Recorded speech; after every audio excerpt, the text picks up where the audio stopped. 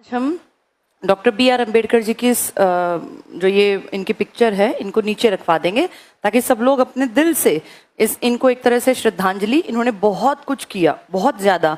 अब तुम्हारी पीढ़ी में बहुत लोग सोचते हैं कि सिर्फ दलितों का, एससीज के आरक्षण का ही इनका काम था। ऐसा नहीं है। औरतों को बराबरी का जो हक मिला वो भी बहुत बड़ा योगदान डॉक्टर अम्बेडकर जी का ही था। मैम आप बेशक जाइए, मतलब अब मैं इनको पढ़ा दूंगी इसमें ही जोड़ के। तो ये जो आज हम बात करते हैं ना बेटा, गवर्नमेंट जॉब औरतों के लिए बहुत बढ़िया है, क्योंकि मैटरनिटी लीव की मैं बहुत बार एग्जांपल देती हूँ कि 6 महीने विद सैलरी आप घर बैठ सकते हैं किसी बच्चे के जन्म के बाद। तो तुम्हें जान के खुशी मिलेगी कि ये मैटरनिटी लीव का कॉन्सेप्ट भी doctor B are Ambedkar ji ने ही 1938 से इसके लिए आवाज उठानी शुरू की।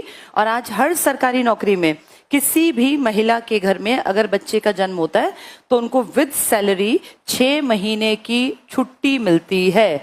पैसे अकाउंट में आते हैं और बच्चे की केयर के लिए सरकार छुट्टियां देती है। इसका कोई पैसा नहीं कटता, सिर्फ एक ट्रेवलिंग अलाउंस नहीं मिलता जिसे टीए कहते हैं, बाकी सारी पे अपने घर पे अकाउंट में आ जाती है।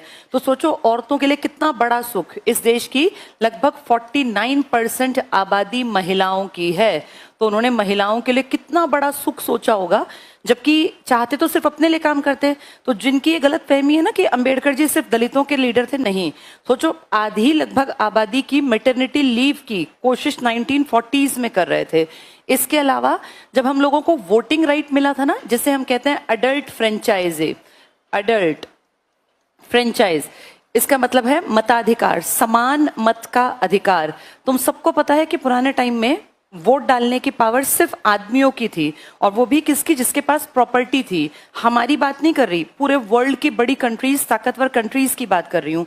यूरोप में ये वो इंसान थे जिन्होंने कहा कि मत देने का अधिकार हर एक को बराबरी से मिले, औरतों को भी वोटिंग राइट मिले, आदमियों को भी, एससी एसटी किसी जेंडर का, किसी भी प्रदेश का, प्रांत का, कहीं पैदा हुआ, हर एक को मताधिकार बराबरी पर मिले। ये कितनी बड़ी सोच थी। इमेजिन करो विदेशों में, यूरोप जिसको हम कहते हैं बहुत एडवांस्ड, पढ़े लिखे, बहुत ज्यादा काबिल दुनिया पे जिन्होंने राज किया, उन लोगों की महिलाओं को, उनकी बहन बेटियों को, उनकी पत्नियों को सड़कों पे उतरना पड़ा और अपने ढोल नगाड़े बजाने पड़े ताकि उनके वोटिंग राइट की बात उनके संसद तक पहुंचे। और हम प्राउड से कहते हैं कि आजादी से पहले हमारे देश में ये कॉन्सेप्ट आ गया था कि मताधिकार मिलेगा तो सबको मिलेगा, चाहे वो मेल हो या फीमेल। एक बहुत ताकतवर इलाका तुम सबने नाम सुना हुआ है, स्विट्जरलैंड में 1971 में हमारे कितने बाद वोटिंग राइट दिया है अपने यहाँ की महिलाओं को। तो इमेजिन करो हम कितने ब्लेस्ड हैं। इस देश में एक आदमी की सोच थी कि औरत आदमी बराबर हो। औरतों को आज हमें लगता है संपत्ति में अधिकार अब मिल गया, अब नहीं मिला। औरतों को संपत्ति में अधिकार मिलने की बात बहुत पहले डॉक्टर बी आर अम्बेडकर ने ही उठा दी थी कि औरतों को भी अपने पिता की संपत्ति में, बेटियों को भी बराबर का हक मिले। सोचो आज हमें लगता है कि सुप्रीम कोर्ट ने बीच में 2002 के बाद इस पे ज्यादा काम किया, लेकिन एक होता है ना कि विचार डालना, विचार आगे जाके फलीभूत बड़े बनते हैं, लेकिन उस विचार का जो बीज था वो डाला था उस टाइम पर डॉक्टर बी आर अम्बेडकर ने। कितना बड़ा योगदान है, कोई कैसे इस चीज को भूल सकता है कि औरतें आज बराबरी की हकदार हैं। इसके अलावा उन्होंने उस टाइम पे कहा था कि अगर किसी की शादी बहुत ज्यादा खराब हो तो औरतों को भी अपने पति से तलाक लेने का हक हो। ये हिंदू कोड बिल एक आया था जो उन्होंने पेश किया था, लेकिन उस टाइम के बड़े से बड़े लीडर्स ने कहा कि ये हमारे धर्म की औरतों के साथ जानबूझ के ऐसा एक वो बना रहे हैं स्ट्रेटेजी ताकि हमारे धर्म की औरतों पे गलत प्रभाव पड़े। उस टाइम लोग इनकी बात को नहीं समझे और इन्होंने अपने पद से त्याग पत्र दे दिया कि मेरी बात को तुम आज समझ नहीं पा रहे, शायद मैं समझा नहीं पा रहा, तो मैं इस पद पे रहने लायक भी नहीं हूँ। आज हमें कितना नॉर्मल लगता है कि किसी भी औरत की अगर शादी बहुत खराब है, बहुत ज्यादा उसको एक्सप्लॉइट करते हैं, मारपीट करते हैं, दहेज के लिए प्रताड़ित करते हैं, तो वो जैसे एक आदमी तलाक लेने का हकदार था, ऐसे ही एक औरत भी तलाक लेने की हकदार है। उसको संपत्ति में बराबर का हक मिलेगा, उसे मैटरनिटी लीव मिलेगी। ये सब चीजें जो आज तुम्हें बहुत आसान दिख रही है ना, इनके लिए बहुत बड़ी लड़ाई लड़ी डॉक्टर बी आर अम्बेडकर ने, और दलितों के लिए तो लड़ी ही लड़ी है। ये तो मैं औरतों की बात कर रही हूँ। दलितों की लड़ाई को तो हम भूल ही नहीं सकते, उन्होंने कितना ज्यादा काम किया। तो ऐसे इंसान को आने वाली पीढ़ियां जानती रहें, ऐसा ना हो ये कहीं परतों में दब जाएं। लेकिन देखो, इन्होंने इतना सब कुछ करने के बाद 1956 में, जिस साल इनकी डेथ हुई थी 6 दिसंबर को, उससे कुछ दिन पहले इन्होंने अपना धर्म परिवर्तन कर लिया और हिंदू धर्म को छोड़ के ये चले गए थे बौद्ध धर्म में। और इनकी पावर का अंदाजा इस बात से लगाओ कि इनके धर्म परिवर्तन के ही अगले दिन लाखों लोगों ने अपना धर्म बदला, जो सब इनसे इम्प्रेस थे। उन सब ने हिंदू धर्म छोड़ दिया और बौद्ध धर्म की तरफ वो कन्वर्ट हो गए। यानी इस अकेले व्यक्ति में इतनी पावर थी कि ये राजनीति तो क्या, हर चीज को प्रभावित कर सकते थे। इनकी डेथ के टाइम पर, जैसे इनका जो अंतिम संस्कार किया गया था ना, वो बौद्ध धर्म विधि के अनुसार किया गया था, जबकि आजीवन ये रहे थे हिंदू धर्म से जुड़े हुए। दलितों के लिए काम करने वाले, हिंदुओं के लिए काम, इसके महिलाओं के लिए काम करने वाले और हिंदू कोड बिल लाने वाले इकलौते एक चेहरे के रूप में आज तक इनकी पहचान है।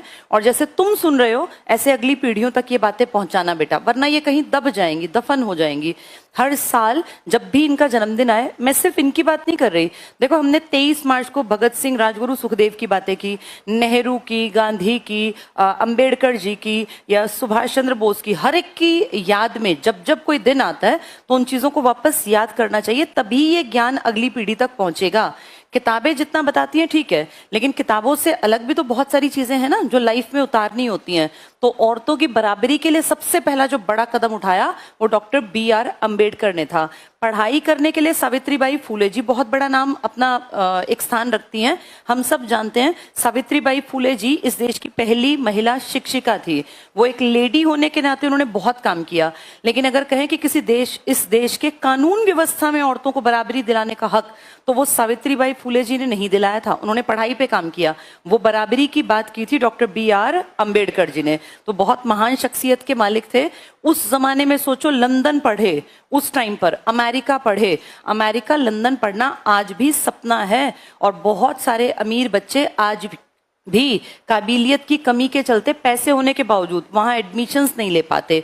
एक बड़ी बात क्या है, आर्ट्स तो पढ़ी इन्होंने साइंस भी पढ़ी। ये साइंस और आर्ट्स के, ह्यूमैनिटीज के मिक्सचर वाले सब्जेक्ट पढ़ते थे, बहुत सारी डिग्रियां की। इनका दिमाग, इनका सोचने का तरीका एक होता ना कि जिसका कंपैरिजन ना हो पाए, उस लेवल का था। बहुत ज्यादा रिस्पेक्ट थी, बहुत रिगार्ड था, लेकिन टाइम लगा लोगों को समझने में कि इस आदमी की काबिलियत क्या है। इनफैक्ट जब देश में संविधान सभा बन रही थी तो इसके इलेक्शन हुए थे और इस संविधान सभा के इलेक्शन में उठना पड़ता था। जैसे आज तो आम चुनाव होते हैं, तब आम नहीं, लेकिन चुनाव थे। संविधान सभा में सीट थी, उन सीट्स में से एक बड़ी सीट हुआ करती थी बंबई। और हम सबको पता है कि बंबई से खासा रिलेशन रहा है डॉक्टर B.R. अम्बेडकर जी का। ये महाराष्ट्र के ही तो हैं, इनकी जो जड़ें हैं ना वो महाराष्ट्र की हैं। पैदा हुए थे महू में, मध्य प्रदेश में, कारण इनके पिताजी ट्रांसफरेबल जॉब में थे। इनके पिताजी उस जमाने में अंग्रेजों की आर्मी में सूबेदार के पद पर थे। हम सब जानते हैं कि इनके ट्रांसफर होते हैं, जो ये सेना में होते हैं। उस टाइम पे वो कैंटोनमेंट एरिया में मध्य प्रदेश में थे। वहां के बाद अगर देखें जड़ें कहाँ की, क्योंकि फौजी बेटा किसी गांव का भी तो होता ही है, किसी इलाके का, वो इनका था बंबई के आसपास का इलाका। मतलब उस टाइम बंबई को समझ लो आज का गुजरात, महाराष्ट्र। यहाँ की सीट से संविधान सभा का इलेक्शन लड़ा तो पूरे देश के ताकतवर, बड़े नामी गिरामी लीडर्स, जिनको आप स्वर्णिम अक्षरों में अंकित करके बैठे हैं हम इतिहास की किताबों में, उन सब ने एक गुट बनाया और कहा कि किसी कंडीशन पर संविधान सभा की बंबई की सीट से अंबेडकर को नहीं जीतने देना। और सबने पुरजोर कोशिश की कि ये हार जाएं, और जो उनकी मनचाही थी वही हुआ। बंबई की सीट से डॉक्टर B.R. अम्बेडकर हार गए। लेकिन इन्होंने अपना मन छोटा नहीं किया। इनको था कि किसी भी कंडीशन पे मुझे जीतना है, ये नहीं तो कोई और सीट। इन्होंने फिर बंगाल की सीट पर, जब इलेक्शन का टाइम हुआ, क्योंकि अलग अलग टाइम होते थे, बंगाल की सीट पर मुस्लिम लीग की मदद ली। उस टाइम का बंगाल यानी आज का बांग्लादेश भी है। मुस्लिम लीग ने इनकी मदद की और बंगाल की एक सीट पर ये इलेक्शन जीत गए। और वहां से जीतने के बाद ये संविधान सभा के मेंबर बन गए। ये घटना जो मैं बता रही हूँ 1946 की है। अगले साल देश आजाद हुआ और भारत के 3 हिस्से बट गए, एक भारत, एक पाकिस्तान, एक पूर्वी पाकिस्तान। और जिस सीट से ये जीते थे ना, वो चली गई पूर्वी पाकिस्तान में। तो तो एक बड़ी टेंशन हुई कि अब क्या करें। लेकिन सोचो, इन्होंने महज कुछ महीनों में अपनी इमेज ऐसी बना ली थी उस बंबई की बेल्ट के लोगों के दिमाग में, बिहार तक की बेल्ट में, कि इस आदमी के बिना संविधान लिखा नहीं जाएगा। ये ब्रिलियंट दिमाग का आदमी है, बहुत तेज दिमाग, और इन्हें सब कुछ पता है। अच्छाई बुराई दोनों को एनालाइज करने की पावर रखते हैं। लॉ ये पढ़े हुए हैं, साइंस स्ट्रीम इन्होंने पढ़ी, ह्यूमैनिटीज आर्ट्स इन्होंने पढ़ा, तो इनकी बराबरी का हमारे पास दूसरा कोई आदमी नहीं था। इसीलिए वो सीट तो चली गई पाकिस्तान में, पूर्वी पाकिस्तान में। फिर उस टाइम पर डॉक्टर राजेंद्र प्रसाद के दिमाग में ये काम, बल्कि उनसे पहले BN राव, ये बहुत इंटेलिजेंट आदमी थे बेटा। और आप जानते होंगे BN Rao international court of justice तक जाने वाले भारतीय थे, पता होगा ना सब लोगों को। हाँ, बेनेगल नरसिंह राव इनका पूरा नाम था। BN राव जी ने कहा भारत में, ये बेटा हमारे संविधान को लिखते टाइम संवैधानिक सलाहकार थे, ये एडवाइजरी बोर्ड के मुखिया थे।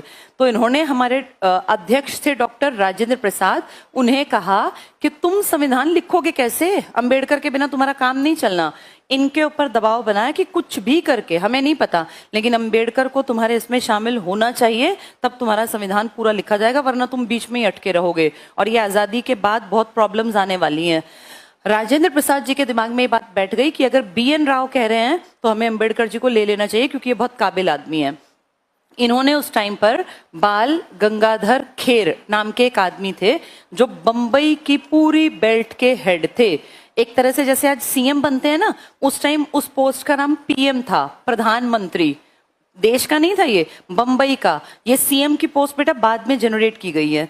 तो बंबई के PM हुआ करते थे बाल गंगाधर खेर। इन्हें कहा गया कि भाई आप कुछ भी करके किसी एक का इस्तीफा जैसे हो सके मैनेज करो, एक सीट खाली कराओ। उस टाइम पर MR जयकर, ये हिंदू महासभा से थे, इन्होंने इस्तीफा दिया, इनकी सीट खाली हुई। इनकी सीट पे फिर हमने BR अम्बेडकर जी को देखा कि BR अम्बेडकर जी को बंबई की सीट मिल गई। काबिलियत ये चीज होती है, जहां मिलके सबने हराया था, अब सब मिलके उसी सीट पर बैठाना चाहते हैं। किसके इस्तीफे के बाद? और बंबई का हेड कौन है उस टाइम पर? और BG खेर के ऊपर किसने दबाव बनाया है, और उनको वो राय किसने दी है? हाँ, तो सोचो काबिलियत अपना नाम कहाँ से कहाँ उठा लाती है। कहाँ दब गया था नाम कि इनका तो इलाका ही पाकिस्तान में चला गया, और कहाँ दोबारा से पूर्वी पाकिस्तान, बंगाल का पार्ट, कहाँ दोबारा से उसी सीट से आए जिससे कभी हरा दिए थे, एकजुट होके सारे ताकतवर लीडर्स ने। तो ये थी बेटा इनकी कहानी। इन्होंने कई किताबें लिखी। कई लोगों के दिमाग में आएगा कि अगर इतने ही गरीब थे तो लंदन कैसे गए, अमेरिका कैसे गए। तो उस टाइम पे ना बड़े बड़े जो राजा थे, देसी राजा हमारे, ये बेटा अपने एरिया में काम करने के लिए पढ़े लिखे लड़कों को ढूंढते थे। उस टाइम लड़कियां ज्यादा नहीं पढ़ती थी, तो ज्यादा पढ़ने वालों की कमी थी सोसाइटी में। तो ये कहते थे अगर कोई काबिल होगा ना, हम खर्चा देंगे, जाके तुम पढ़ लेना। तो उस टाइम पे एक थे बड़ौदा की बेल्ट के, बड़ौदा के गायकवाड़, एक फैमिली थी, प्रिंसली स्टेट जिसे तुम कहते हो देसी रियासत, यहाँ के राजा। इन्होंने कहा भाई मैं रुपए दे दूंगा, लेकिन मेरे लिए काम करना पड़ेगा पढ़ के आने के बाद। तो BR अम्बेडकर जी को स्कॉलरशिप मिली थी बड़ौदा के राजा की तरफ से, और उस टाइम की स्कॉलरशिप बताते हैं 25 रुपए प्रति माह थी। एक महीने के 25 रुपए। तुम्हें लगेगा ये क्या थे, ये बहुत बड़े थे बेटा उस टाइम पर। 25 रुपए की, आज के हिसाब से नहीं, उस टाइम के हिसाब से स्कॉलरशिप मिली, और ये चले गए पढ़ने। फिर वहां पढ़े, लेकिन बाद में कहते हैं मुद्रा का अवमूल्यन हुआ और उनको 25 रुपए में दिक्कत आने लगी। फिर भी पढ़ाई के शौकीन थे, तब तक वहां भी अपनी एक इमेज बना ली, और फिर जब वापस लौटे तो गायकवाड़ के लिए काम किया। लेकिन काम करते करते इतना इंसल्टेड फील हुआ, क्योंकि जब काम करने इनके दफ्तर में जाते तो वहां जो ब्राह्मण समुदाय के लोग थे उनका व्यवहार बहुत ही गलत था। जैसे पीएन जो होता है ना, वो कोई ब्राह्मण था मान लो, तो उसे लगता है कि ये SC लड़का अफसर बन के बैठा, मुझसे पानी मांग रहा है, मुझसे फाइल मांग रहा है। तो इनकी किताब में, आत्मकथा में लिखा है कि इतना खराब अनुभव था, फाइल का गट्ठा लाके मेरे मुंह पे फेंक गए। और जब ये उतरे ट्रेन से कि भाई बड़ौदा में मुझे जाके अपना काम संभालना है, तो जिस पोस्ट के लिए ये चुने गए थे उस पोस्ट पे अधिकारी बैठते थे। और जब कोई ट्रेन, उस जमाने में ट्रेन थी, ट्रेन से आके उतरता तो उनका फूल माला से स्वागत करते, बहुत सारे लोग उनको लेने जाते। लेकिन जब ये उतरे ट्रेन से तो वहां कोई नहीं था, कोई फूल माला छोड़ो, कोई पूछने भी नहीं आया। फिर जाके जब ये पहुंचे वहां पे तो एक खराब सा कमरा पकड़ा दिया जिसमें पता नहीं कितने साल से ना पेंट ना सफेदी और टूटा फूटा सामान था। जाके खुद उस कमरे की सफाई की। अगले दिन दफ्तर गए तो वहां ये व्यवहार था कि फाइलें मुंह की तरफ फेंक गया। तो इनके मन में आया कि शायद मैं काम नहीं कर पाऊंगा, और ये काम कर नहीं पाए। फिर वहां से ये कई जगह और भी गए। फाइनली समझ में आ गया कि पूरे समाज की सोच विचारधारा बदलनी पड़ेगी, और इसको बदलने के लिए सबसे बड़ा हथियार क्या हो सकती है? शिक्षा। तब बेटा फिर इन्होंने एजुकेशन के फील्ड में बड़े काम किए और अपनी कम्युनिटी के लोगों को कहा कि अगर मैं इतना झेल रहा हूं, जिसको ज्ञान है, समझ है, तर्क शक्ति है, तो तुम लोगों के बच्चों को कितना झेलना पड़ेगा। इसीलिए कम से कम अपने बच्चों को पढ़ा दो ताकि वो बराबरी की बात सोच पाए, समझ डेवलप कर पाए। वहां से बेटा ये शिक्षा का कॉन्सेप्ट निकला इनके दिमाग में कि सबको पढ़ाना चाहिए। और फिर इनकी एक बहुत बड़ी एक सेइंग फेमस हुई कि किसी देश के विकास का, प्रगति का अंदाजा मैं इस बात से लगाता हूं, ये डॉक्टर अंबेडकर कह रहे हैं कि मैं इस बात से लगाता हूं कि वहां की महिलाओं की स्थिति कैसी है। और रियलिटी ये है, हम इतिहास को जब पढ़ते हैं तो हम देखते हैं कि वो देश जो एडवांस थे वहां औरतों को, वुमेन को हमेशा बराबरी पर रखा गया। जहां जितना पिछड़ापन था वहां औरतों की स्थिति उतनी दोयम दर्जे की थी, निचले स्तर पर थी। तुम तालिबान के मूवीज में देखते होगे ना कि औरतों की स्थिति क्या है। वहीं देखो अमेरिका साइड में औरतें बराबरी पर हैं, यूरोप की मैक्सिमम कंट्रीज में औरतें बराबरी पर हैं। यानी ये बात पैरामीटर है। और अपने आप को कमजोर मत समझो, क्योंकि तुम्हें मैंने हिस्ट्री में बहुत बार बताया कि एक काल था जिसे हम कहते हैं वैदिक काल। तुम्हें याद है इसमें औरत आदमी बराबर थे और यज्ञ में महिलाएं आदमी की बराबरी पर बैठती थी। वो तो हमने पढ़ा है हिस्ट्री में, लोहे के बाद चीजें बदली थी, क्योंकि तब फिर प्रॉपर्टी बढ़ाने का एक टारगेट बना लिया। वहां जाके समाज में कुछ गड़बड़ियां चली जिसके चलते दो कम्युनिटीज का नुकसान हुआ था, शूद्रों का और महिलाओं का। तो देखो उन दोनों के नुकसान को जो हम उत्तर वैदिक काल में पढ़ते हैं, एक आदमी ने दोनों के लिए काम किया, डॉक्टर BR अम्बेडकर। शूद्रों को ही आगे जाके फिर अलग अलग जातियों में, जिसको हम कहने लगे SC, इनके लिए काम किया, डिप्रेस्ड क्लास, और फिर विमेन के लिए, इन दोनों के लिए काम किया। तो इस महान आदमी का जन्मदिन है, इन चीजों को भूलना नहीं है, हमेशा अपनी अगली पीढ़ियों को बताते चलना है। आजादी के बाद बहुत लंबी यात्रा हम तय कराए, पर अभी भी बराबरी के लिए जद्दोजहद है, अभी भी बराबरी के लिए संघर्ष है। कोशिश करेंगे उसमें जितना हो सके कि बराबरी में योगदान दे सकें। अपने अपने पार्ट पर काम करेंगे, अपने अपने घरों में काम करेंगे। कुछ सालों बाद जो बच्चे पैदा होंगे उन्हें बराबरी का माहौल मिल जाएगा, क्योंकि जब तुम 40-50 साल के होगे, जब नई पीढ़ियां आ रही होंगी, तब तक ये चीजें बहुत नॉर्मलाइज हो जाएंगी कि बेटा बेटी होने पर बराबर की खुशी मनाएंगे। चलो।